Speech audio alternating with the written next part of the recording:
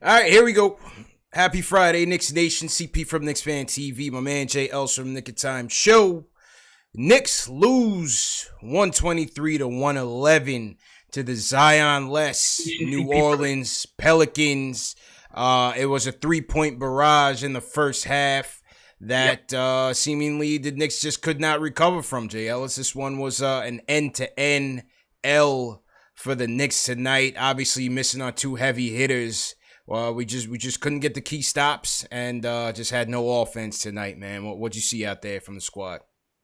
I saw, like you said, man, we were missing the two heavy hitters. It didn't help us that they were out. You had like we have like the number 5 or 7 at this point, best 3-point shooter in the league, and he's out the game. Yeah, no Randall to rely on offense. So all we had was Taj Gibson. Taj, welcome to the party, Taj. Yeah. Finally. Taj Gibson's chipped in game high for the Knicks, 19 points, 8 rebounds. He was like no Julius, no problem, at least in the first half. Yeah, the second half, there was no real steady diet of anybody. Of anything. Supplement that scoring. And I kind of felt like there was a key period in that second half, too, when J.J. Redick, I felt like J.J. Redick in particular was getting pissed that he wasn't getting calls. Right. And I think because he was pissed, he started making these ridiculous shots in his face, and that's when I feel like the lead just ballooned, and we couldn't really recover. Couldn't recover, man. And how about Brandon Ingram, man? 4th year in the league. He's putting the league on notice that he has arrived. Rumors of his demise have been greatly exaggerated, JLs. This kid is he's in his KD bag, bro. He's scoring from all 3 levels. Yeah. Not afraid, and he's playing strong. He's still wiry thin, but he's playing a lot stronger than he's been. Very confident out there, and he was just having his way with the Knicks, man. He destroyed us tonight. We tried him with Portis. We tried him with Knox. Obviously, that was never going to work. No. And you know, Brandon Ingram, man, he just destroyed us tonight. Completely destroyed the Knicks tonight, man. I was so scared when I'm seeing things like Portis guarding run on the island and the clear out. Jesus Christ. I was like, oh, this is not going to end well. 28 and 9 for Ingram, 11 for 18 from the field. And you didn't even notice it. Smooth. Noticed it, but you didn't notice it. Yeah. Like, it wasn't a forced game. It was within the offense. Everybody shared the ball so well on the Pelicans. Yeah. Swing, three. Steady diet of that all night, and our secondary defense was never really out there. You saw that horrible 3-point defense by Knox just now. Oh, it was terrible. And let's get on. I mean, you know, listen, this team was outmanned and outgunned, but Kev, obviously his contributions or lack thereof was pretty glaring out there.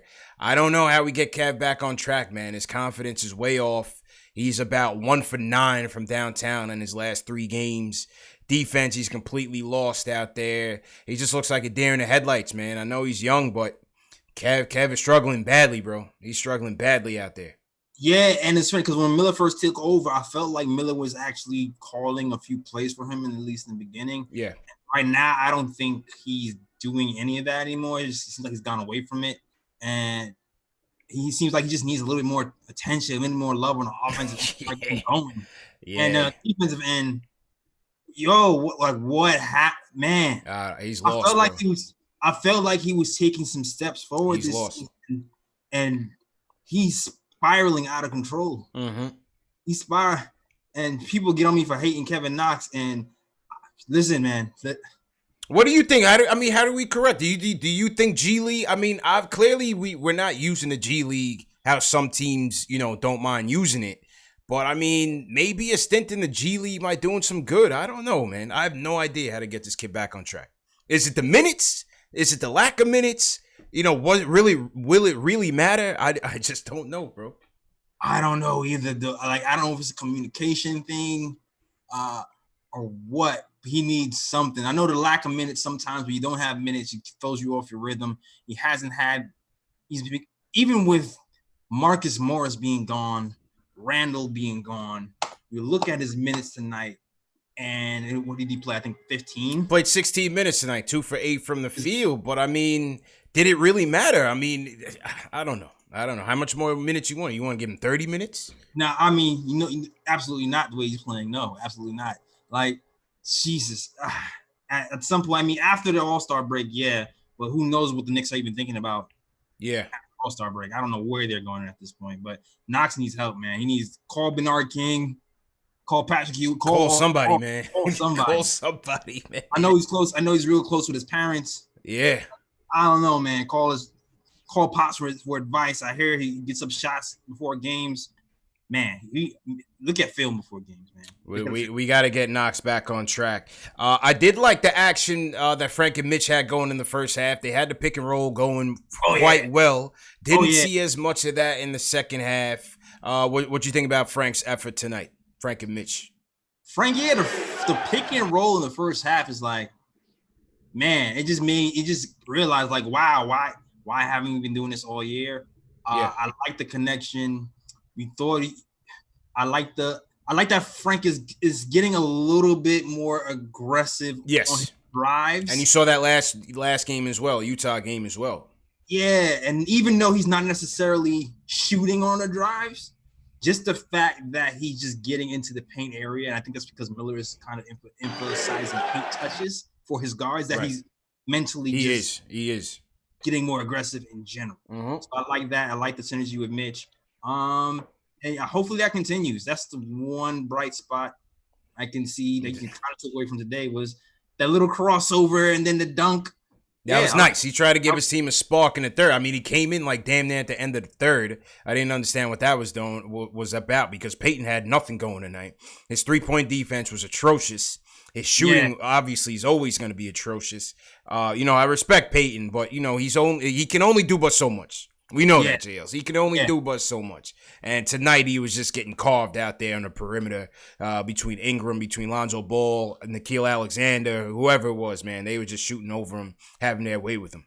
Yeah, I definitely feel like he leans on Elfrid Payton too much because he's a vet, and I think he trusts him a little bit too much. And sometimes he needs to realize when Frank is having an effect on the game. Right.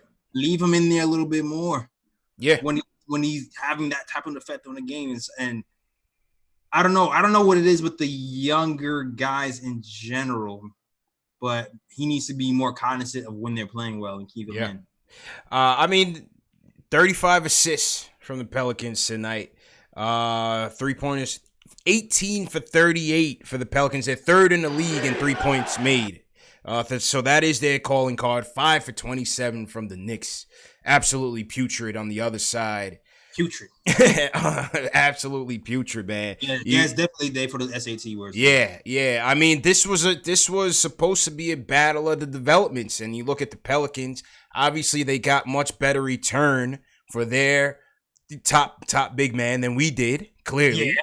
Clearly, but I mean, they had a better big man too. They did have a better big man. Let's just be real. They got a better big man and they got a better return from him. But look at this team, man. You can't help but be impressed, man, with Ingram. Lonzo Ball last 6 games has been incredible.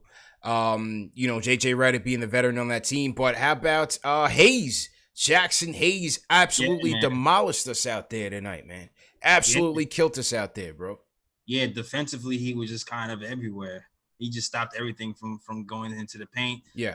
And even us, we couldn't really stop anything going. Mitch, 0 blocks today. Yeah, Mitch had a rough night. Even Okafor dunked on him. I didn't like that, JLs. I didn't like that, too. Yeah, that didn't sit well for me for a couple minutes, man. I was stewing for a little bit. Like, man, Okafor got Mitch tonight. I didn't like that, bro. I didn't like that at all, man. Shot blockers get got every once in a while. Yeah, everybody get even Mutombo caught his fair share. We know that. You know what I mean? He still caught the finger wags. He was still swagged out with it. But yeah, I didn't like that. That one didn't sit well with me, man. It definitely didn't. Defensively, I wish we stepped up to another level. We really didn't take away anything, as Mike Miller would say. And then we couldn't keep up on the offensive end, especially with 3-point shooting. Knox 1 for 4 from 3. Yeah. Our 3-point shooters, Peyton was 0 for 3. RJ 1 for 4 from 3. Bobby Portis 0 for 2 for 3. Bullock 2 for 6. Bullock. Well, you know what, with Bullock, some of his shots were just trash. Let's just be honest. Like, he hasn't had a good game since the first game, and we figured that. But some of his shot selection, sometimes he was trying to play hero ball out there with the threes, and it just wasn't working. Then Ellington Ellington, we're trying to showcase you for a trade. Help us out, man. No, he wants to stay, CP. He wants to stay. He wants to stay in New York. Ellington completely sabotaging my trade wishes. Trying to make me justify why ISO's on the bench. Ellington has been an abomination, JLs. Terrible, bro. Oh, my gosh. Because you want to talk about shot selection. Every time I see, every time I saw Ellington put up a shot, I'm like, why? What prompted you to think this is the shot to take? It wasn't open. There's a guy draped over you like a cheap suit. What is happening? Ellington killed us, man. Ellington killed us. 0 from 4. Yeah. Knicks 18% from 3 collectively. Ellington absolutely killed us, man. I thought Doc gave us some good minutes. 18 minutes tonight, 7 points, 3 from 8 from the field. I thought that was all right tonight. Listen, man. I'm a Dot fan. Listen. I don't know what Dot did over the summer with a bad shoulder. But I'm telling you, man, this guy is a lot quicker, and his handle is a lot better than it was last year.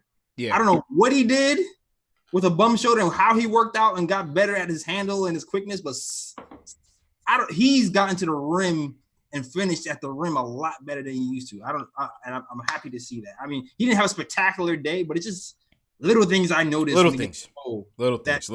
It's crisper. It's way crisper than he used to. Yeah.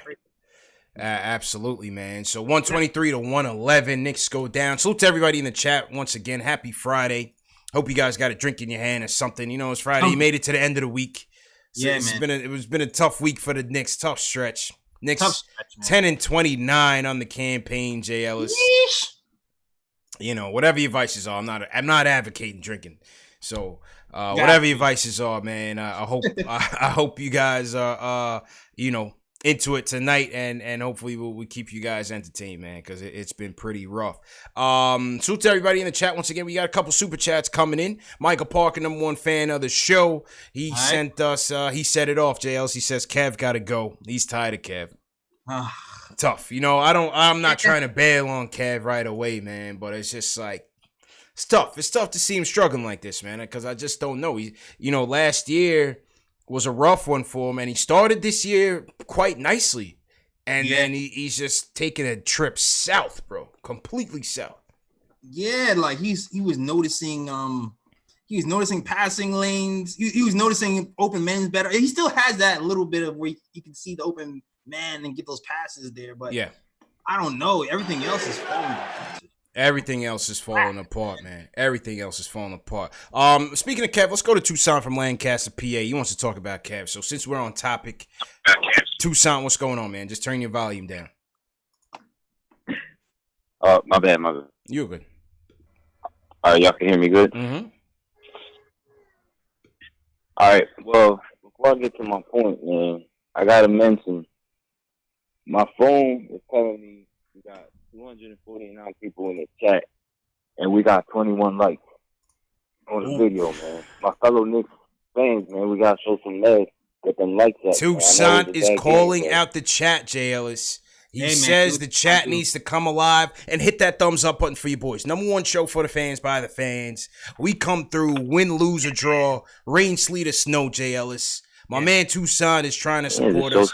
Hit that like button, hit that thumbs up button, and support Knicks Postgame Live, CP and JL on the Nick of Time show. Please, yo. And if you send in a KLT show super chat, money is going to my video editor. I'm not even getting the money. Yeah, it all comes back to the channels, man. It all comes back to the channels. But Tucson, you back on. Go ahead, bro. All right, man. All right. I've been watching I've been at work for the last 3 shows, man. So I got a little bit of a rant I've been holding out on. Now I got the chance to go off real quick, if y'all don't mind. Yeah, go ahead, man. Go ahead. All right, floor is yours, homie. All right, yeah. So, like, about a week ago, I had tweeted Knicks Fan TV and John Macri about Knox after that one Denver game. I mean, I wasn't doing one of those, we should have never drafted Knox things. I was just asking for your thoughts, like on his offensive versatility or lack thereof. I mean, because at the end of the day, it don't matter who we should have drafted or whatever, because we got Knox. It is what it is. You know what I'm saying? But I just want to like address, like, there's always going to be people trolling nowadays, talking about trade Knox, trade RJ after a bad game, all that. Like, we need to kill all that noise. And that, because, I mean, at the end of the day, he's young. But at the same time, we can't excuse him being young. Like, we can't excuse what he's been doing out there for that. Like, you could look at other young players we got. Like, you know what I mean? Saying we got RJ. Every time he's on the court, even if he's having a good game, he looks furious. He got his game face on. He's ready to go. People talking about we give Ntilikina more chances than we give Knox. I mean, Ntilikina always offered something. He always had defense, hustle, and court vision. And then even D-Dot, you know what I'm saying? I don't know how many times he's been benched and even sent to the G League, but every time he get on the court, he's ready to go. Knox is not showing that. Yeah. I mean, if I had to make the call, I would either get rid of Portis ASAP and throw Knox to the fire, I mean, sink or swim, or put him in the G League and be like, yo, don't come back until you drop 35 on somebody. Something like, you know what I mean? Like, because the G League, I feel like there'll be less pressure on him and he could get back to his game. Like, I just want to see him post up one time, do a little step back, stop trying to drive on 5 people with your head down and throwing crazy layups up. Nowhere to go. It's true. Play ball. Just, get back to playing ball. That's all he needs. True story, man. Appreciate the call, bro. Mm-hmm. Yeah, you know, JL's, a lot of it is like Toussaint was saying. Okay, yes, Frank has his holes, but his awareness is there. His IQ is there. You know, he's gonna try to make the right play. He's not a complete lockdown defender, but he's not gonna get beat all the time. You know, he's not gonna make that dumb play. Like Kev, his IQ is just completely in space sometimes. Yeah, man. Which is a problem. Space cadet, man. He's a space cadet. You know, man. I be trying not to go off on Knox. I try not to. I be trying, man, because he's still a young kid. But like he said, the thing about Frank, why people like Frank so much. Frank, like the guy said, even with Frank not playing good offensively, he's gonna bring something night to night in the NBA. To try to make a winning play. I said to try to make a winning play. Yeah. At the very least, he's going to give you solid defense, and he's going to hit the open man, and at least he's going to do that. You don't know what Knox is going to give you night to night, or some of these other players. There's no skill to rely on. So, I mean, at this point, it doesn't make sense to trade Kevin or anything. What do you get it? That's what I'm saying. None of these young guys are giving you anything worth a return. They're not worth it. So I don't even throw that in the vocabulary because they're not bringing you back anything unless it's just like, I don't know. These guys are not giving you anything, man. It might be time to get Iggy with it, though. It might be time. Yeah, let's get Iggy a little burn, man. He came into the Jazz game on his birthday and he had a quick dime, had a quick and one. You know, Iggy's not afraid of the moment, and he plays a bit smarter. Yeah, exactly. Like I said before with Frank, there's certain plays they're going to give you something night to night. And I know Iggy he's a lot more aware on the defensive end of the court. Yeah. He has his little, post-up move he likes to do. I'm not sure if it's going to work in the NBA with these bigger guys, but I know at least he can shoot and he can play defense. Let's see what he got. Let's see what he got, man. Bring Ignatius up here, man. Salute to everybody in the chat. Once again, hit that thumbs up button for you boys. Like Toussaint said, there's a lot of people in here watching. You got to support us. Hit that thumbs up. Text your friend. Share these videos on Facebook, on Twitter, on Instagram, whatever it is. Leave a comment in the chat. Let us know how you guys are feeling tonight. It's a rough night tonight. Let me finish going through the super chats because a couple came through, and I definitely want to salute our people who support us. Who else? After Michael Parker, Matt M sends us a super chat. He says Knox looks like he needs a change of scenery.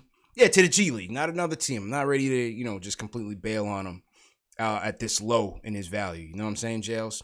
Yes, it's a fact. That's to the G League. My guy Brett Wells, what's going on, Brett Wells? He says, CPJLs, what up? Just a salute to us, JLs. No other comments. Just want to say what up. Bad Book One. He's a Bulls fan, but he's a Knicks fan TV fan. He says, salute to all the Knicks fans. Knox is a mess. Time to go. He's not NBA ready yet. My guy Leon Johnson sends us a super chat as well. I can't read a comment, but I will be able to in a minute. So salute Leon Johnson for a super chat. And Robert Paris sends us a super chat, J. Ellis, which is a good segue to what I want to get to real quick. He says, we don't need Andre Drummond. We don't need Andre Drummond. Perfect comment. Not hiring Griffin was another Knicks mistake. I think he was referring to David Griffin. But J. Ellis, on that Andre Drummond topic, was it me and you talking about that? Or was it me and CK2K? Yeah. Please, Knicks, do not in a million years trade for Andre Drummond. Absolutely not, JLs. I will not go for that whatsoever, bro. Nah. Whatsoever. Here's the thing. I feel like he's better than what you say he is, CP, but that doesn't mean I want him on the Knicks. Like it just doesn't make any sense. He's a center. We already have a center who we want to be the center of the future. Why we don't need to just keep taking more and more minutes away from people we want to see in the future. He makes $27 million. No. After that, he might. Yeah, how much more money you think he's gonna want after this? Yeah, we're gonna have to sign him. Cause I feel like people saying he might opt out. And then when we trade assets because they're saying that we have to give up. They're interested. They're Detroit. They're trying to clean house. Exactly. They value him so much, JLs, that they want to clean house. That's all you need to know about this guy. He's not an impact player. That is my point, man. That is my point. They have 0 playoff wins with this guy there since he's been there. Okay? He's coming in with 2 years left on his contract. Gonna look to re-up. You already have Mitch here, who's your prototypical positionless basketball center. Look at what Jackson Hayes just did tonight, JLs. Yeah. You know what I'm saying? Look at what Jackson Hayes just did to us tonight. Andre Drummond, he's a good player. He gets his numbers. He gets his points. He gets his rebounds. He's ferocious out there. Do not get me wrong. But what I'm saying is he's not the guy that can give you that versatility that you need. On the offensive end, he doesn't space the floor. On the defensive end, you're not going to be able to switch with him. So what is the point? Why block Mitch with Andre Drummond? Nah, it doesn't make. He's not $27 million worth of good. And then invest that money in him. Makes no sense. Yeah, that's all I'm saying. Yeah, it just makes no sense to me. Now Shams is saying that that the Knicks held exploratory talks for Drummond, just inquiry, but Bagley makes it seem like there was more to it. Bagley makes it seem like they're interested in Andre Drummond. Scary times. This is scary. This is. I don't know. I'm gonna have to find tape of them saying how they wasn't going to trade assets for people. Like I have to find that tape because I know Detroit. They're not going to want Randall, and even so, I wouldn't trade Randall for him either. Like I know, no. Randall is on a friendlier contract. He can at least spread the floor a little bit. Like it doesn't make sense. It just doesn't make sense, man. Makes sense. It just does not make sense, man. Look at how these teams in the NBA are playing. They are playing small. They are playing more versatile. It doesn't mean that that's gonna be what it is forever. You know what I'm saying, JLs? I don't want to put it that way. Like the league is just going like smaller forever, and you still can, even if you had a lineup of Andre Drummond, Marcus Morris, and Randall, you can still take advantage of teams with your size. But the large majority of the teams in the league, they're going smaller, bro. More versatile, much more smaller. Yeah, it makes it it makes it so you can't. It really doesn't make sense to have most of your cap tied up. Yeah, exactly. And a bruising big man when most teams are going small and he's gonna have to be out on perimeter. Exactly. Yes, you have some teams. Philadelphia plays bigger, right? Toronto goes with Gasol at times. But the large majority of the teams, man, they're coming with more versatility down the paint. You didn't even know who New Orleans big man was tonight. Right? Favors was just in there doing his thing. Yeah. But then you had Alex Hayes. Yeah. You know? Yeah. And the thing is, too, it would be nice to have a bruising big man to kind of battle these big guys like Drummond or Sabonis or Like it would be nice to have one of those, but definitely not for no $27 million when we have not for the money. Most of them, that doesn't make sense. Yeah, not for the money. That's all I'm saying. Not for the money. Yeah, let's bring up Wooten. How about that? Yeah, how about we bring up Kenny Wooten? Send Ellington packing and get Ellington and get Kenny Wooten in here. Free Woot, man. Free Kenny, man. Because also in the news, and we're gonna get back to the call. Salute to everybody in the chat, but also in the news, JLs, is that there are multiple teams interested in Kenny Wooten. Boo! There are multiple teams interested in Kenny Wooten. So while we sit here, stay away and talk Andre Drummond, Kenny Wooten. And let's not overrate him. Let's not overrate him. I'm not overrating him. I'm just saying, Steve Mills, Scott Perry, if you do not call up Kenny Wooten, I will never forget. Yeah, let's not overrate Kenny. But let's say that we are interested in the prospects of having Kenny on the team, right? Is that fair? Fair to say? Yes, very fair. Extremely fair. That's all I'm saying. Fair, CP. Damn, it's fair. That's all I'm saying. We want to see what this kid can do. That's all I'm saying. And the Knicks are at risk of losing him. I'm tight. I'll be tight. I'll be so tight because we had him here for the G League. We had him here for the summer. Yeah. Mad hype. He had Knicks gear posted on his Instagram. Got it taken off his Instagram once he found out he was part of the team.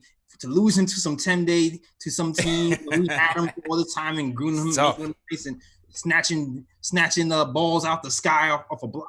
Man, I'll be so tight. Yeah. I just don't I don't understand. And tomorrow afternoon, tomorrow at 12, we're gonna have my guy Chris from Ridiculous Upside is gonna be on the show. He covers the Westchester Knicks extensively, so we're gonna break down more Kenny Wooten, more Lamar Peters. We're gonna break down just the whole process because the call-up process for the G League is started January 5th. So we'll see how that impacts the Knicks and what they're gonna have to do to get some of these guys up here. So you guys make sure you guys tune into the show tomorrow at 12 noon. Eastern time. But yeah, JLs, I was just curious as to why Ivan Robb got that two-way deal and Kenny didn't get the two-way deal because Kenny was killing it in summer league. Yeah, I was actually talking to Alex Wolf about that last week, and he was saying that he thinks it's a Fizdale Connect thing, like Memphis, because Ivan Robb came from Memphis. Yeah, that might be like a Fizdale holdover. So maybe that's why even more so why Kenny Wooten was kind of sour because he felt like he's a lock for the team. Interesting. Fizz probably just was like, I know a guy.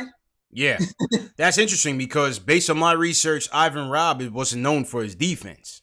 So I don't know, just interesting. Very interesting. Yeah, man. What do you guys think in the chat, man? Let us know what you guys think about the Andre Drummond trade rumors and Kenny. What do we got to do with Kenny, man? Leave us a comment in the chat, and we'll read some of those chats in a second. All right, JLs, back to the phones. Let's go to our guy Will from LI. Will, how you feeling, bro?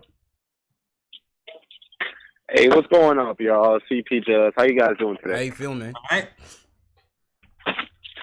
Good. Listen, man, I'm happy you guys got to it because I was just about to say no to Andre Drummond. It makes no sense. I saw it. I was just like, this is stupid.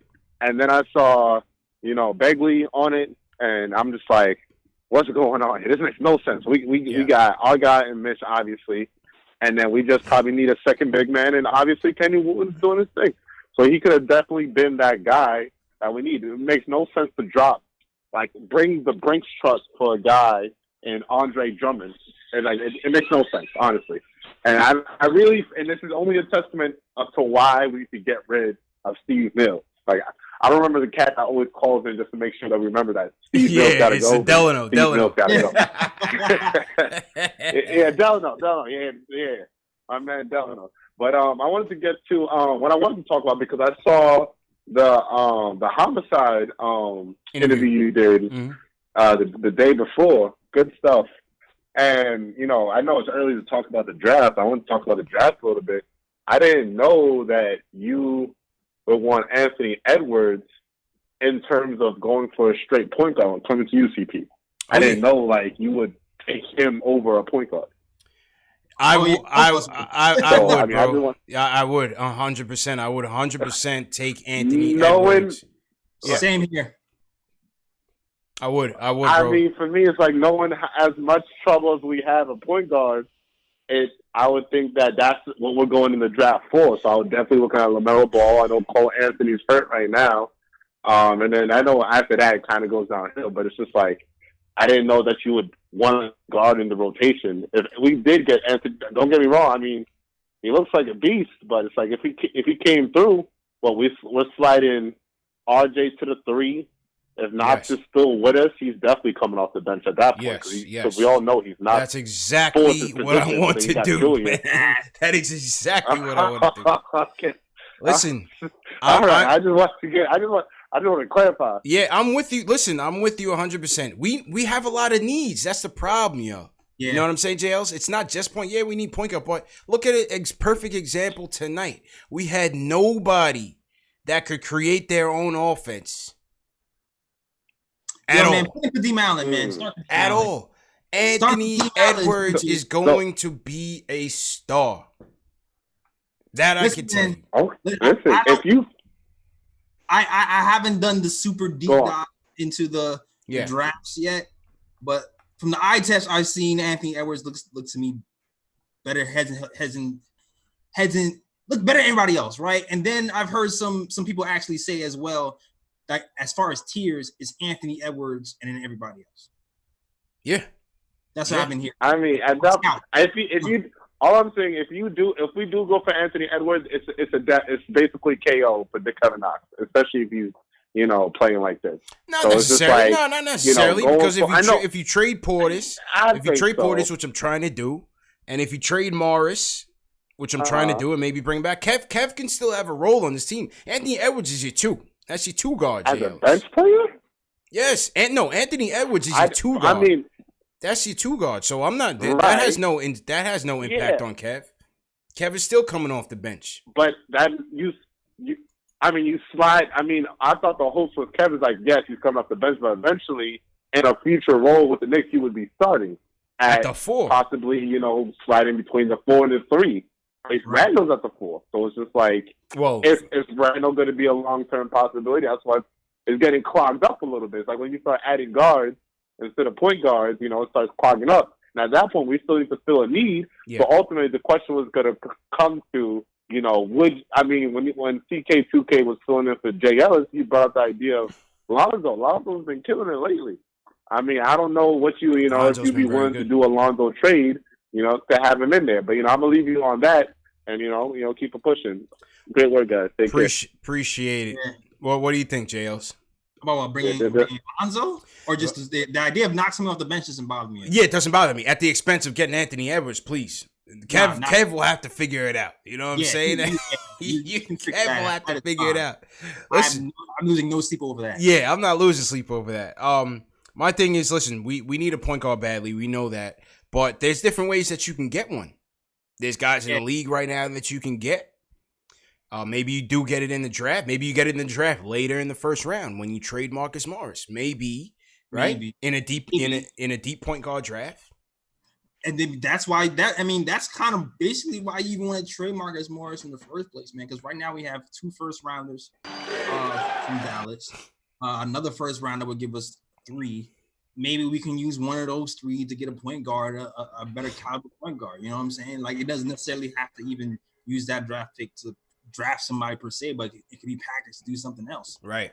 So it's like, there's a lot of ways. There's a lot of ways. All I'm looking at is right now I'm looking at RJ, who is a piece that I want to build with. Yeah. That can't shoot to save his life right now. Maybe that improves in the long run, but maybe he's just more of a slashing type playmaking guard, which is still not a bad thing. But I need that guy that can score from all 3 levels, JLs. Yep. You know what I'm saying? We need that guy in the perimeter that can score from all 3 levels. And that's why if it came push to shove and Anthony Edwards is there and one of these point guards is there, I'm going Edwards, bro.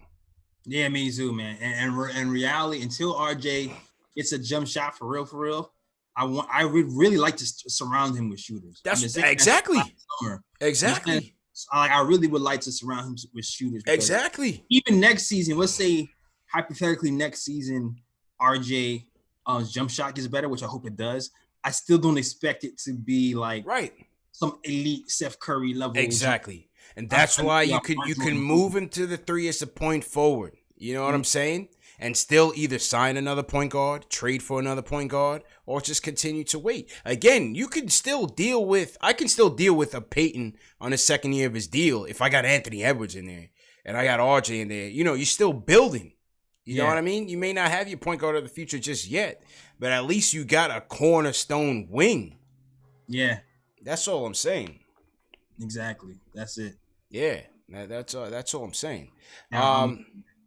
So to everybody in the chat, man, what do you guys think about that so far? And Will was referring to the interview that we did with Corey Homicide Williams, the voice of the NBL. That video is up. If you click on the eye icon in the upper right hand corner after this show, obviously. But that interview's there, and Corey, who covers the NBL extensively, he's the color analyst of the NBL games, JLs, and we talked about RJ Hampton and LaMelo Ball because obviously they skipped college to go down and play in the NBL. So he was it was an interesting interview, man. I can't lie. It's a very interesting interview. He's got a long motor, I'll tell you that, but he's a cool dude. He's a cool dude.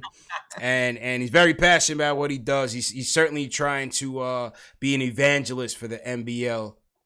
Okay. And quite a few former NBA players down there in the NBL. And a lot of these guys from the NBA that used to play here, they're going down to the NBL and they're investing in these teams, JLs. They're investing in ownership in some of these teams. So you got guys like Aaron Brooks. You got Miles Plumlee. You have Scott Machado, who played for the Lakers last year. There's quite a few former NBA players that's going down there and trying to not only play in the league, but also, establish themselves as investors in the league as well. So that's what we need to do, man. We need to get our bread up so we can invest in the NBL team. Ownership is where it's at, man. Ownership is definitely where it's at. Also, JL, I want to touch on real quick the Randall situation. So there was a little bit of speculation about Randall's whereabouts. After the Laker game, people had leaked these false rumors that him and Perry had gotten into it. People had sent me messages about it, asking me if I heard anything, and I can confirm, obviously, and Breen did confirm tonight that he had a death in the family, and which is true. So all those rumors that him and Perry got into it or there's a trade imminent, that's not true at all. Yeah, that's not true at all. He was actually in Dallas last night in the gym, decked out in Knicks gear, so he's ready to come back. But I think it's figured it was a death in the family. Yeah. When they say personal reasons, I usually figure death in the family.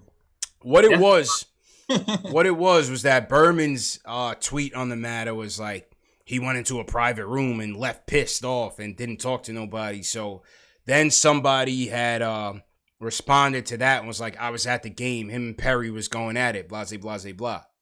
Oh, so he put some extra sauce on. Berman put the sauce on it, and then that person took the liberty to make up some elaborate BS story.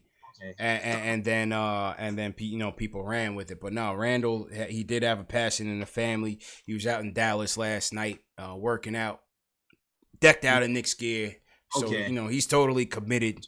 All right. And man. So we wish him all the best. Condolences to the Randall family for sure. My condolences to you, around. Yeah, man, for sure. So to everybody in the chat, once again, hit that thumbs up button for you boys. Mangu Man. I think he's Dominican, Jails. I think man. Yeah, Mangu Man. He says he's tight at that we let Cornette go. Yeah. He said we could have much better spacing out there if we had Cornette out there. So it's interesting. Cornette is interesting. Sometimes I do feel like I wish we'd have kept one of the Cornette or Vonleh. You didn't want to keep Moutier, bro?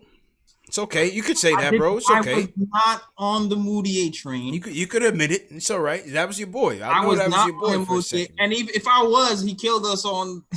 He killed us this week. He killed us. He killed us. Moutier's revenge was on and popping this week. The revenge game was crazy, man.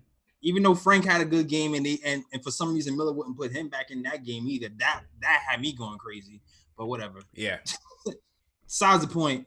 I kind of like Cornette, what he could bring, but Cornette was kind of like a big man who could shoot threes but couldn't really shoot threes. It was weird. Because he had a really nice stroke, but then when you look at his percentages, he was somewhere around like the 32 or something. Yeah. You know what I mean? But I did like he was a smart defender. He was slow, but he can block some shots. And he was capable. He was a smart dude. Went to Vanderbilt. Exactly. He's a smart dude, man. Smart dude, spot minutes. Smart center and spot minutes. I agree, man. Salute to everybody in the chat once again. If you guys are new in the chat, leave us a hashtag new so we can shout you guys out. Once again, make sure you guys are hitting that thumbs up. Make sure you subscribe to the channels, Knicks Fan TV, Nick of Time Show. This is the number one show for the fans, by the fans, in all of the NBA, JLs. No doubt about it, man. I put our show up against anybody, man. No doubt, man. All right, let's go to Pittsburgh. Let's go to the Steel City. Jack is in here. He wants to talk about Wayne Ellington. Jack, how you feeling, man? What's up, CPJLs? Can you hear me? Yeah, loud and clear, bro. How you doing, bro? So, pardon me. I'm a little mad because I want to be the one to bring up Kenny and Ivan Rabb, but it's all good. But Wayne Ellington's a waste of space. That's it. That's the main point. And I think if you put out a plan, simple to the point, man. Boom, straight line. I think we have enough shooting guards and enough depth at that position. I think if we get rid of Wayne Ellington, upgrade, give Kadeem the full, actually not get, never mind, cut Ivan Rabb and give Kenny a two-way, I think we'd be better. Because you play ISO more. You can give Knox some more minutes. Maybe he can get his confidence back. I just think there's no excuse that Wayne Ellington's on his team and Kenny Wooden's playing in Westchester. Makes no sense. Yeah, I mean, who is it? Jack. This is Jack Peters. Peters in the chat. Me? Yeah. Nah, I'm Jack Murphy. Oh, all right. No doubt, man, no doubt. Yeah, JLs. I mean, the problem with Ellington is like, yeah, we want to get him out of here. He's just not doing us any favors, man. He stinks. Yeah, man, I didn't. He stinks right now. Yeah, he stinks. Like, man, like all the 3-pointers, everybody. Perry and these guys, they signed a bunch of people who's supposed to hit threes for us. And don't hit threes. None of them hit it. No, at a good clip. None of them. Not today. Nah. Well, Ellington, not ever. Bobby Portis had his game. I'll give Bobby Portis a night to have off. But it's like Wayne Ellington, for sure, he's supposed to be a really good. That's your job. And that's all he was here to do. That's your job, bro. And he has not done it. What are you doing out here? What are you doing? Morrison has lived up to it. Not helping us at all, man. Not helping us at all. I saw hashtag new in your chat, Jails, but your chat just just Kareem Grant. Shout out to Kareem Grant. Kareem, salute, bro. Kareem, salute. Lonzo was asked by Begley about LaMelo and handling the attention in New York, and he said he's good, man. He's been in the spotlight since he was 15. So Lonzo has no doubts about LaMelo's success. I'll tell you what, though, Jails, man. Yo, LaMelo's court vision is ridiculous, bro. Yeah, his passing is not. I heard someone saying like, his passing is okay. Oh, like, okay. It's not okay. That boy's passing is fuego, level. Bro. That boy's passing is fuego. Go ahead. That is elite. It's not okay. Yes. Nah, LaMelo's nice, man, at this young age. Obviously, his shooting's got to get it together, and we'll see where his defense holds. But this is the floor general. Again, I haven't seen enough of Cole Anthony, so I can't credit him. I do like what Tyrese Maxey's bringing out there. There's a lot of point guards in this draft, bro. No doubt about it. But I do like LaMelo's wingspan, and his vision is crazy, bro. His vision is insane. The only knock on him, for what I know of, is his shooting isn't exactly there. But what I know is like he has like a nice little floater game, I think, around the back. So if he can get that going and set people up, he can be nice. But we still might struggle. The shooting. We will struggle next season shooting. Yeah. If we draft LaMelo Ball and then we have RJ Barrett as well. Yeah. Like we're gonna struggle. Yeah. Until somebody develops a shot. Facts. Still intrigued by Cole. I just got to see more. What do you guys think in the chat? Cole Anthony or LaMelo? If it came down to it, who would you take? Cole Anthony or LaMelo Ball? Leave us a comment in the chat. Curious to know what you guys think about it. All right, back to the chat. Let's go to Antoine from North Carolina. Antoine, what's going on, man? I'm back, man. How you feeling, bro? I'm back. Y'all can't get rid of me, man. Look, first of all, I got a couple things to say, man. You know, every time I call up, man, you know, we get into a battle. You know what I'm saying? It's not gonna be no different today. I'm gonna let you know that right now. Mm-hmm. Check this out, man. I love this. I'm starting to love this show even more as long as I've been watching it because I start sounding like a prophet, man. You know what I'm saying? Especially with CP. Hey, look, Jay Ellis, look, I'm going to try to come in with you tonight, man. I'm going to try to convince you, you know, of some of the things we talked about, bro. Okay. Look, man, again, starting back with there. All right, here we go. So here we go again. Barrett. It's going to happen. Eventually, they're going to start running the ball through him. I don't care if they do it with him coming off the bench. I don't care if they do it with him coming off the bench. Eventually, they're going to have to start running the ball through him. I do not understand why the Knicks would pick him up from Duke, saw what game he played there, and then try to turn him into a totally different guy when he gets at the pro level.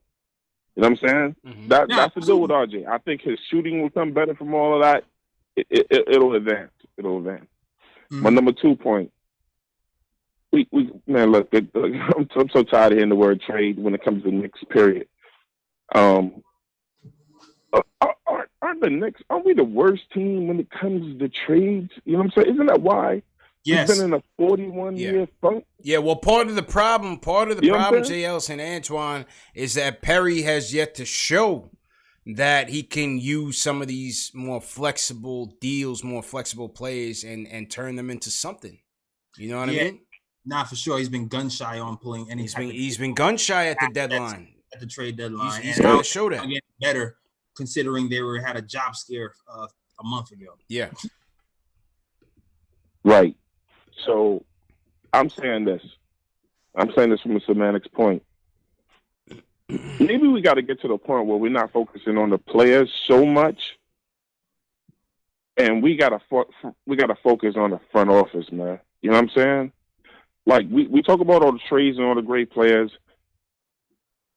I know we got that virus called Dolan as an owner, but I would have been trying to do everything in my power to get Masai Ujiri to come here to the Knicks, bro. You know what I'm saying? Mills, Perry, they've had their turn just like everybody else with the Knicks has had their turn. They're garbage. They bum juice, man. Yeah, but who's to say the Ujiri thing is out the window though, Antoine? It's not. It's not at the window by any means. I don't think it's over by any means, bro. I'm not saying it's out the window. I'm not saying it's out the window at all, man. Look, we should throw everything at that dude to get that guy, man. Everything. I'm on board. I'm on board, but it's not my call, man. Come on, man. Like for one day, let's just stop talking about trades, bro. Look, we just but you just mentioned Ujiri though, Antoine. It's gonna cost you a draft pick or two. You're going to have to trade Marcus Morris for something. That's just plain and simple. You have to. First of all, let me just put it this way with Marcus Morris. First and foremost, Jay Ellis. Remember this. Marcus Morris turned down a 3-year, $40 million deal with the Clippers. He said he bet on himself. Okay? The chances of him taking another 1-year deal with this team, even though we can give him a more lump sum bag, is slim to none. JL's, he's 30 years old. He's going to look for that final multi-year deal to secure himself and his family. Do not take the words and the sentiment as anything. He but he sullied his reputation with San Antonio with the fallout. Of course, he's going to say all the right things. I want to be a Knick. I love this team, blah, blah, blah. Trade him. Plain and simple, bro. Plain and simple. If he really wants to come back, he will come back. Trade him and try to get something else. That's what I'm saying, Antoine. Trade him. All right, so let me speak on this real quick. Yeah. All right. So you know what I'm willing to do? I guarantee you 80% of Knicks fans with a logical mind that thinks logically will be like, do just that. If we gotta give up some good guys, some good picks for Masai Ujiri, then do it. The thing is what we gonna complain about, man? We've been waiting 41 years. Don't make it seem like we won a chip or was even in the playoffs 3 years ago. Man, give me Sam Presti. We've been waiting. Keep my picks. Wait. Give me Sam Presti and keep my picks. Hey, I'd love to do that too, JLs. I'd love to do that too. And appreciate the call, Antoine. But you can't. He wants Ujiri, JLs, but doesn't want to trade anybody. Bust. I'm saying, give me my damn. Yo, I feel like Ujiri's gonna screw us even if we get him. like easy, like foil again, CP. We give up 2 first-round picks. 2. Ujiri comes here and trades a number 1 pick for Danny Green. Word. It's not like we have like 27 picks, CP. We have our own picks and 2 extra. And the 2 extra we got, we're gonna give to Ujiri? No, we can use that to climb up the draft, to package with another player, to get somebody else a point guard. We can do so much other things with those picks, man. Give me somebody else competent, man. I need Dolan, phone a friend. Phone a somebody friend. Else. Yeah, you phone just hired homeboy. You just hired homeboy. Talk to homeboy if you fire Scott Perry. I'm telling you. Who do we just hire? Who do we just? Black. We just hired Black. Black. Call Black for some advice if you fire this. Because please don't. Yeah. Please don't do that. All I'm saying with Morris, man. Okay, this has nothing to do with his play. It has nothing to do with his character impact on the team. All of that is fantastic, JLs. He's bringing a lot to this team. At the end of the day, you get into that sentimental stuff, you will never win. You will never win, bro. Yeah, I feel you, man. I was definitely hesitant because of what the other intangibles, because it's not just he's overperformed. He's a big leader for this locker room. As you can see from the way we play without him, it's like night and day. You want to have that there, but it's the risk of him leaving is just so damn high that you just have to like give him that pep talk and trade him to a team who doesn't want to be with long term. Right. you gotta pull the trigger on it, man. You have to. It's a responsible thing to do. If you can. You're not trying to get rid of him for nothing. But you're trying to do business here. All right? Money talks, man.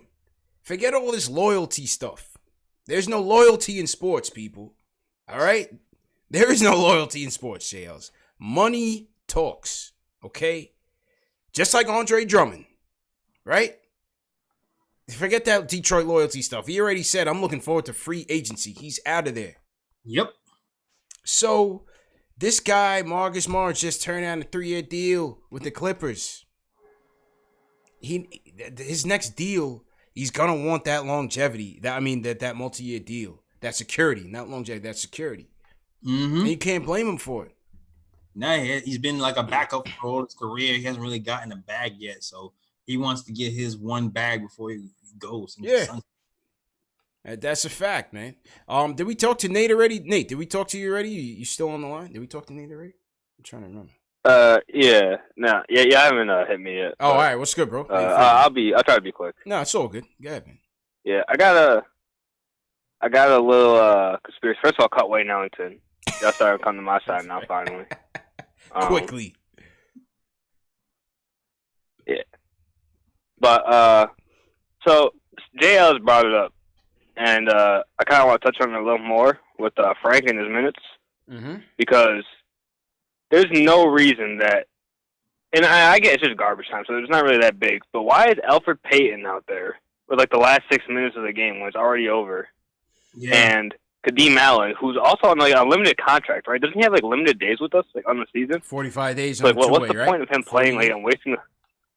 Yeah, I don't get it. Like yeah, I think they went a little too deep with Peyton for sure. I was tired of Peyton from the first quarter. Real talk, truth be told. And that's not my main beef, because like this is where like the little conspiracy part comes in. You hear all these rumors about Marcus Morris, and according to Knicks management, at least, we're trying to like keep on to him, hang on to him, right? Yeah. And then you see how we're playing Elfrid Payton and Wayne Ellington for some reason, and the Andre Drummond rumors come up, and I really think like there's a slight chance that this team might be trying to win now, and they want Elfrid Payton Andre Drummond and Marcus Morris to lead the charge. No. And that sounds really. No. That's no. Wait. I know I don't want y'all to put this in the universe, but it sounds ridiculous. But when you factor in all these things that are happening right now, it's like, why are we doing this? Why are we in more than exploratory trades for Andre Drummond? Why are we trying to hang on to Marcus Morris? No. Why is Albert Payne playing all these minutes? Bobby Portis. Like, yo, it's I don't know, man. I don't know. It's kind of freaking me out.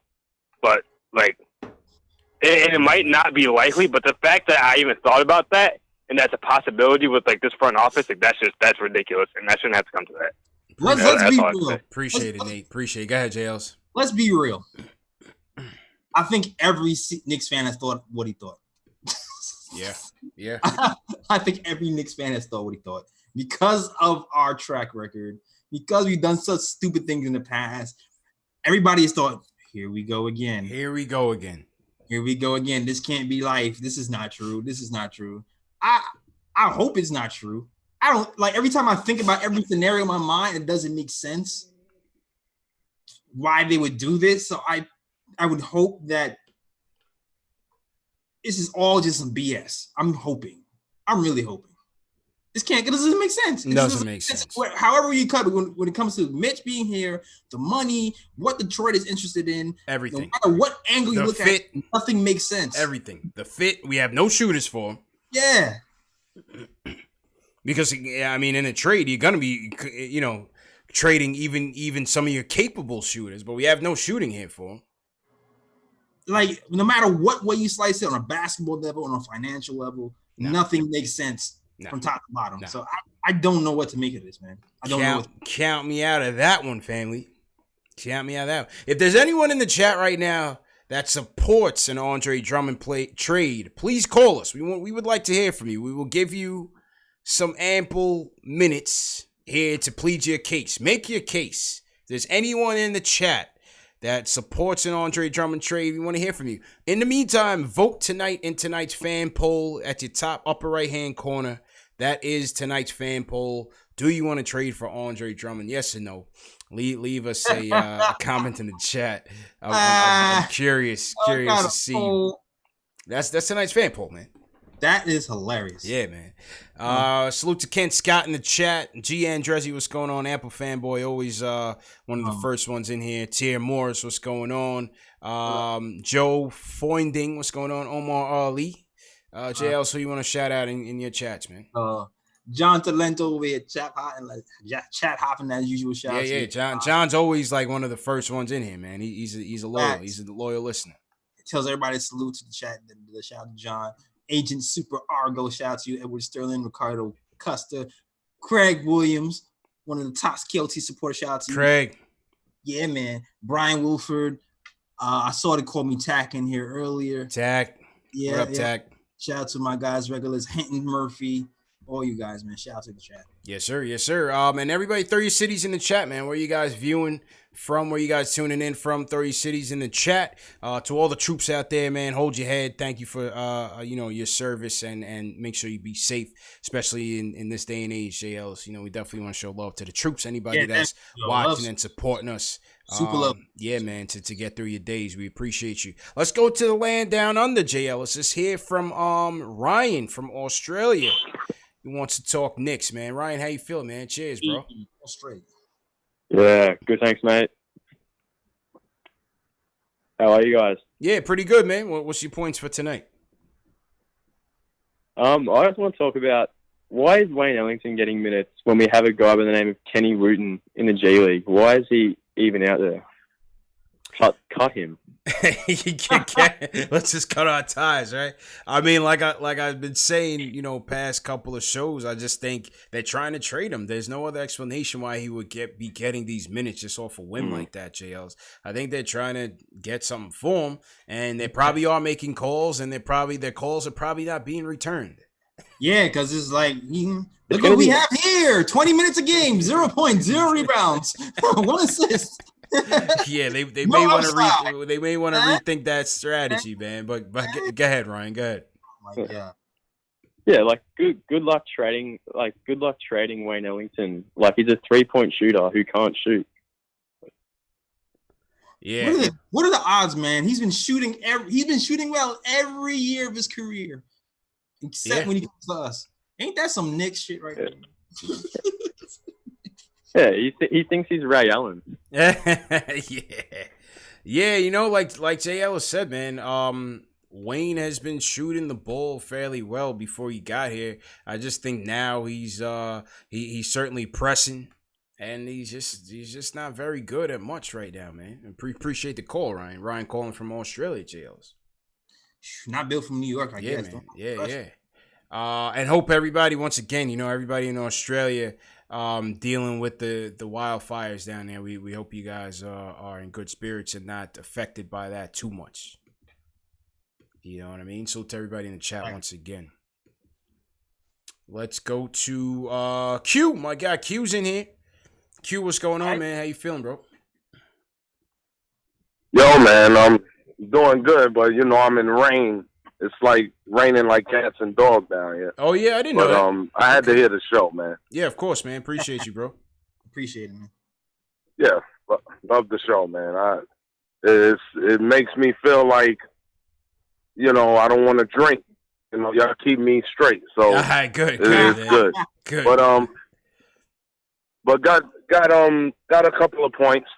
What's interesting is that we seem like the only team in the NBA that has the worst coaching staff of like all time every year, because you see how teams have like shooter coaches and shooting coaches and defensive coaches and all these extra guys that do great for their players. We never have that. We never have anything like that. So hey, we got Moutier right last year, all right? Yeah, right. Oh yeah, and then that was Fizz. That was a personal thing for Fizz, man. Moutier that was his pet project, us, but I haven't heard Moutier doing nothing else, man. So yeah, we're gonna get you right, kid, and he got himself right out of the door. So I don't want to hear Fizz ever again, man. That guy's ridiculous. But I just feel like we don't saying things. Oh my God, what the hell is Knox doing? What the hell is Frank doing? Or what the hell is this guy doing? We're going back and forth, driving ourselves crazy. We need better coaching staff. Like RJ, he's got to have some shooting guru with him to get that shot right. Yeah, that'll get things right for us, and hopefully we can do something like that. So that's one of my points, man. Yeah. Another point is, I want to see Kenny Wooten just to see him block shots. That's really it. I just want to see him throwing stuff and catching lobs and doing all that crazy stuff. So that's really, my points on the night, man. All right. Appreciate it, fellas. Appreciate the call, Q. Have a good weekend, man. Be safe out there, man.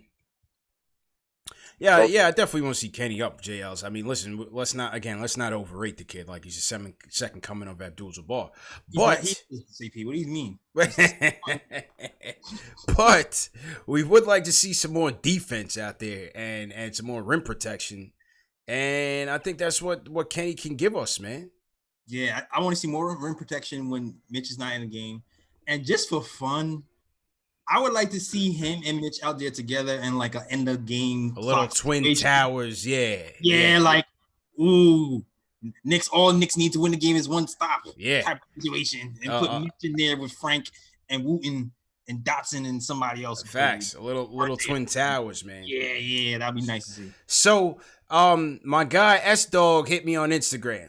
And he was like, he wanted to show a comparison because he was tired of all the hate on all young guys. He wanted to show a comparison of Kev in his first year against like Kawhi Leonard. So I threw a little comparison on Basketball Reference. I threw Kev in there, Kawhi Leonard, Brandon Ingram, Paul George, and Siakam.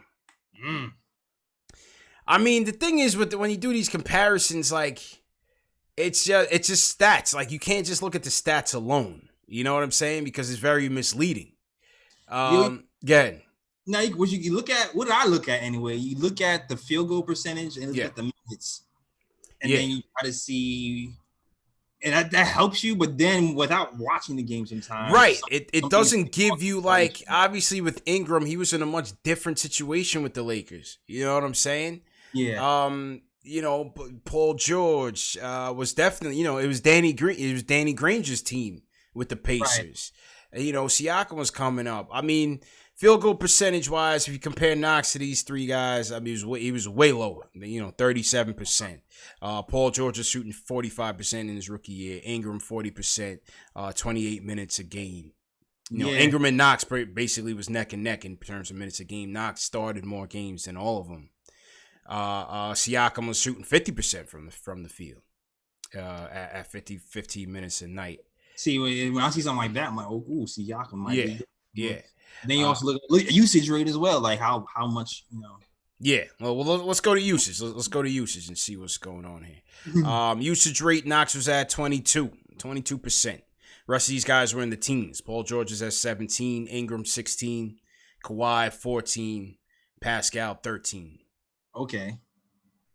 Offensive defensive rating, he was definitely last among all of them. Yikes. His rookie season. Yikes. Yeah. So that'll certainly give you a little hint. I mean, offensive rating, he was a 93. Right. Highest of the group was 119 with Kawhi Leonard. Yeah, that's also hard. That can also change too, depending on who's around you. If your whole team sucks at defense, and then you suck, then your defensive rating is gonna go up. You saw that with Frank too. There's 1 year Frank who had the best pick and roll defense in the NBA, but he had he was being backed up by Porzingis. Right, exactly. So he was able to contain and be more aggressive with the ball handler more. And get cheat more because he knew he had that backup, and that's what I'm saying. Like you can't just compare players and their statistics alone because there's so much more that you're missing. You know, stats alone doesn't tell the story. Exactly. The next year, Frank, people were saying, "Oh, he's not a good defender." Well, the team as a whole defensively wasn't good, so now anything he does doesn't look good. It's going to reflect poorly in the stats for sure. For sure. You know, obviously one thing it can tell you is that you just want to be more patient with these guys' development. Yeah. Right? It doesn't mean that Kev is going to come around like all these guys because all these guys I'm naming are you know, George and Leonard are superstars. Siakam is coming there and Ingram looks like he's on his way. It doesn't mean Kev is going to get there. Right. But it just means that you got to have patience to see how it turns out. You just never know. Just never know. You I know mean, what I mean? it is one thing I can say when you look at these guys' numbers is when you look at their 3-point percentage, 29% for Paul George, 29% for Brandon Ingram, 14% for Randall. Like when you look at those and you know what those guys are doing now. Right. Brandon Ingram is at 40%. Paul George is considered like one of the great 3-point shooters now. It's kind of automatic. All right. Well, 3-point shooting can turn around. Yeah, right. You have your hopes. You have your hopes. So and you always kind of like, and I always say, well, I always thought that Frank would be a good shooter. Is free throw percentage. I always look at the percentage. Say if he shoots a decent to good free throw percentage, his shooting will come around eventually. These guys already shooting. George 76% from the free throw line. Brandon Ingram 62. Wow. Yeah. And that makes it even more impressive. 62% from the free throw line, man. That makes it even more impressive. Yeah, man. That's why I'm kind of scared for RJ, but I'm just hoping, I'm staying patient that he's going to turn it around. Exactly. Staying patient that he's going to turn it around, man. But interesting to compare and ponder. Dan from Long Island's with us. Dan, how you feeling, man? Hey, man, thanks for putting me on tonight. Happy Friday, bro. Just a couple. Yeah, you too, man. Friday Night Knicks, man, was not what I expected it to be tonight. But Miss G. but here's the thing, you talk about Drummond, right? Mm-hmm. I don't want no parts of Drummond, and the reason why is if you look at him, let's be honest about his attributes, right? He's an incredible rebounder. He's young, and he doesn't get hurt. Yeah, and I think those are three things which make him valuable. He's still relatively young. Yes. The problem is he has a player option, right? Yep. So if the Knicks really want him and we really want him, he can opt out this summer. We can give him a 4-year deal. We don't have to give up anything, right? Right. I mean, I'm not saying that that's what we want to do, but I'm just saying that we can get him without giving up Jack. You know, because you got to pay him. Because even if you get him in here, you got to pay him. Because to give up what we're going to have to give up, and then let him take a player option for next year, then him walks away. We're not 1 year away. We're 3 years away. Exactly. So to me, if you want to sign Drummond, you know, these people, you know, the agents talk to the players back door or whatever, to the company or whatever. Mm-hmm. You know, you let them know, hey, listen, if you're sitting there in June and you opt out, this is what's here for you. And to me, if that, I see no reason to give up anything if you want Drummond. I think he's a quality player. He will certainly help us. He will give Mitch some breathing room. You know what I mean? It'd be good to see more than one person in the, you know, on the block or in the paint trying to rebound for this team, especially with the amount of threes we miss. So, you know, I don't think he's a bad guy to get, but I don't think he's worth giving anything up for if he wants to come here. So that's the first thing. And then the second thing is on Knox. You know, I go back and forth on Knox because he is only 19 or whatever. He's a kid, 20, whatever he is. You know, he should be a junior at Kentucky right now. But here's the problem I have with him. When he went up in the first half and he got that shot caught, I mean, two cats came over and caught that two-hand, almost like what Kenny did the other night. Caught his shot at the rim. The rest of the night, it was almost like, all right, I tried to get to the rim. I couldn't do it. So, you know, I'm going to stop being aggressive. And that's, to me, that's scary because, you know, what I want is a cat who's going to say, hey, listen, all right, I didn't get there first time, but I'm too good just to be a jump shooter. We didn't draft him in the lottery to be a spot-up shooter. We don't need, you know, Trent Tucker. We need a guy who can get to the rim, a guy who can hit you, who can knock it down from 15, and a kid who can hit it from the 3-point range. When you're taking a guy 19 in the draft, that's what you expect. He has the tools to do all three, but it just seems like he just doesn't have. I don't know what you guys think. That's just my opinion. Exactly, his confidence is shaking.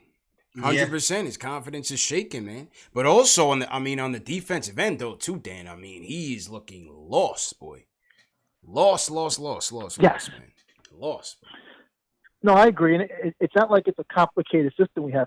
But guys, here's the other thing too, and I'm curious what guys in the chat think. I know what you guys think. You know, people get on the phone and we talk about players. The reality is, you know, if you bring up anybody, that you know, you always get someone who says, "Oh, he's good." You know, Dot's good, and Peyton. Listen, guys, we've got to turn over 2/3 of his roster. You know, you can tell me they're good because you know, if when you're watching a team, you like players, but like you said before, it's a business. You know, the reality is 2/3 of this roster can't be here if we're going to be a 45-win team. That's just the fact. So, and the last thing I just want to point out is, and I'm also to blame, so I'm going to check myself on this.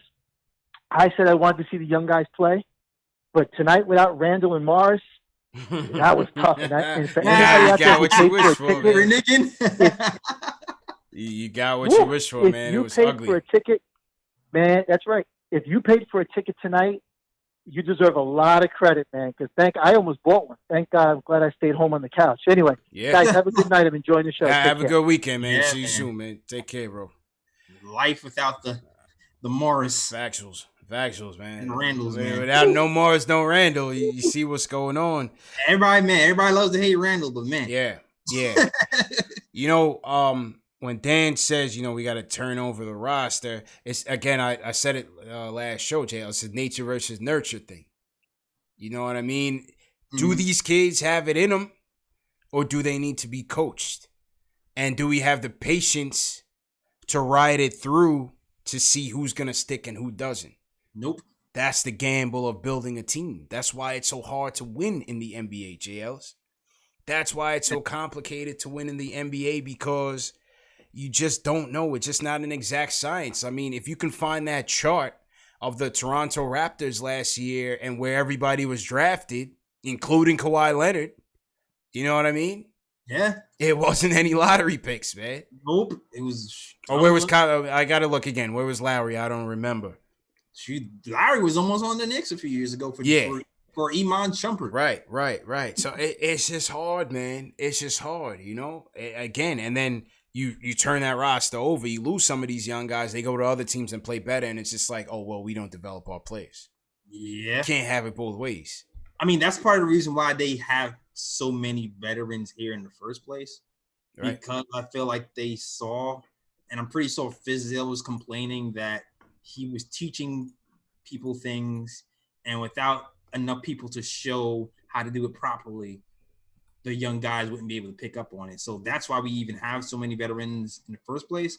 I still feel like we overdid it a little bit, but that's why they're here. They're here to force that process. Their mindset is, with veterans here, it would be more nurture. And it's because they don't feel like the nature thing wasn't happening. Right, right. I agree, man. I'm trying to find that chart. I don't know if you remember that when the finals came on and they showed the Raptors roster and where they were drafted. Oh, it was like second rounder, right? G League call up. Yeah, it was like half their team. Right. I'm trying to find that. Not sure if I can find it within time. But yeah, that's just the bottom line. It's not an exact science, man. Okay, here we go. Raptors are the NBA champions with the lowest draft selections ever, probability wise. I'm trying to pull it up. All right, let's see. All right, here we go. So to everybody in the chat once again, hit that thumbs up button for some education. Okay. Yep. All right, here we go. Number of lottery picks on a team for NBA champions. The most was the 93 Bulls with 9. Man. The least, the 2014 San Antonio Spurs with 1, and I'm assuming that's only going to be Tim Duncan, obviously. Yep. The 2019 Toronto Raptors had 0. That's crazy. 0 JLs. Woo. 0. Most was the Bulls with 3. Well, sorry, with 9 in 93. So obviously that was Jordan. I gotta think who else was a high pick. Cartwright, I'm sure, was a top pick. I gotta think who else they had, but obviously the Bulls had 9. Let's go with some other teams. What about Detroit? I'm sure that Detroit team didn't have much. Dallas, 2011 Dallas had 8. Interesting. Golden State 2015, 7. But yeah, Toronto Raptors 2019, 0, bro. That's crazy. 0. They had only 5 first-rounders on their team, which was the lowest total since the Spurs in 99. Kawhi was 15th. OG Anunoby was 23rd. Kyle Lowry, 24th. Ibaka, 24th. Siakam, 27th. Woo. 94 Rockets, low. 89 Detroit Pistons, low. Man, and they just coached them. Throw them through G League. Sometimes it's just fit, man. It's fit. It's coaching. It's a little bit of everything. It's luck. A little bit fit coaching and luck. You gotta get lucky, man. How many was this close to being shipped out? CP? Yeah, and they had the most undrafted with 6. The last year's Raptors, the most undrafted with 6. 6 players undrafted. Everybody else in the 20s when it came to the lottery. Yeah, it's amazing. Now, it's not an exact science, you know what I mean? It's not to say that we try to do that and get the same, you know? You just don't know, man. Just don't know. You just don't know. What do you guys think about that in the chat, man? Leave us a comment on that. Let us know your thoughts. Pranav says Raptors had competent management. That's true. That's true, but that doesn't always get you anywhere. There's a ton of teams building the right way, Jay Ellis, that don't, gamble their draft picks away, that don't mortgage their future. They go in, they're terrible. They get top lottery picks. Minnesota Timberwolves, right? Sixers, Milwaukee Bucks. Sometimes just get close. Right? Phoenix Suns. Mm-hmm. What have the Timberwolves done since they got KG in 1990, 6? Yeah. Or Steph was 9'6", so KG was probably 9'5". Yeah, not much. I mean, they got Cat, they got Wiggins, who was supposed to be the next big thing since sliced bread. And they got Jimmy Butler. You think, oh, certainly that's going to put you over, and they never really got there. Yeah. It's not an exact science, man. Not exact science. Sam Presti got close. Yeah, yeah.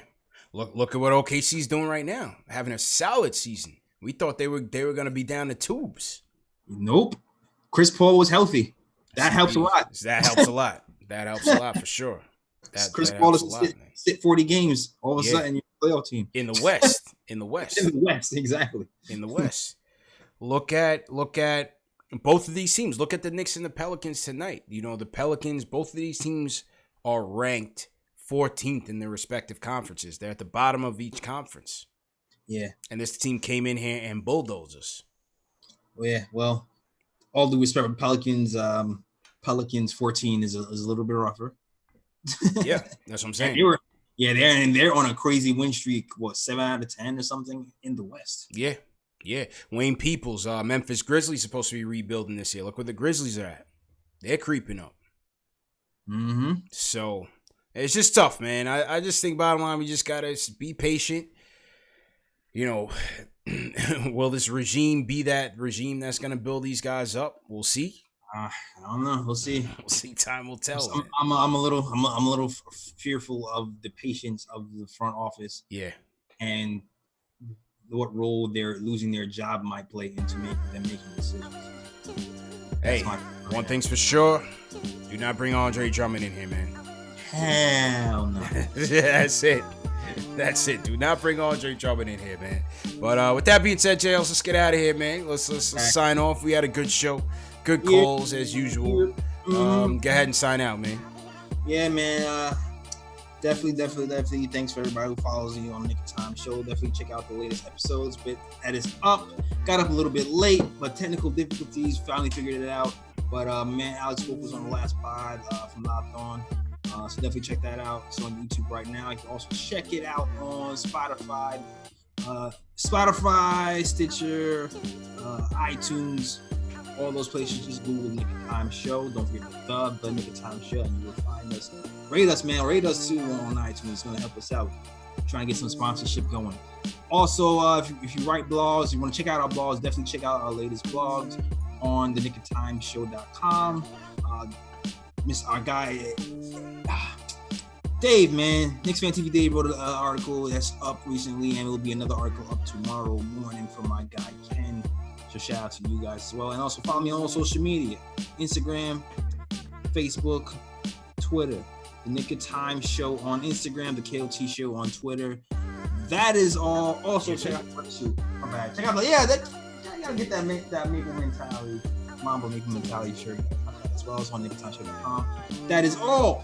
Back to you, CP. Yes, sir. Good show, my dude, JLs. Right. And salute to everybody who tuned in tonight, man. Another tough loss. 123-111. Knicks go down at home to New Orleans Pelicans.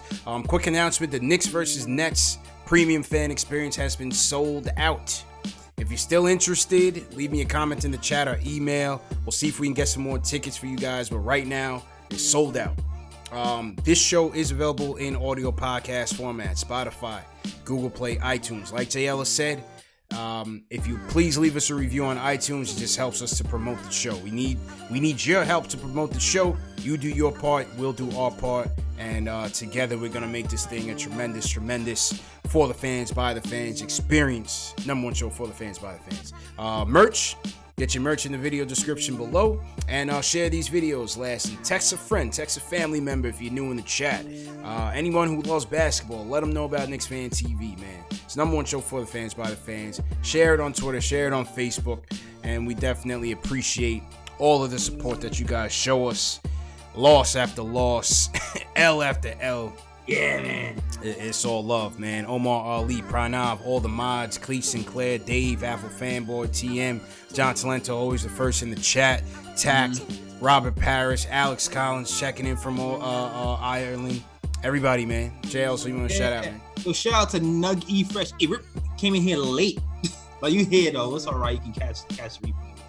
Nug E Fresh, they call me Tact, Agent Super Argo, Brian Wilford, Craig Williams, as always, Ricardo Custer, Enzo 954, Floki. Shout out to you, Floki. Anu Diaz.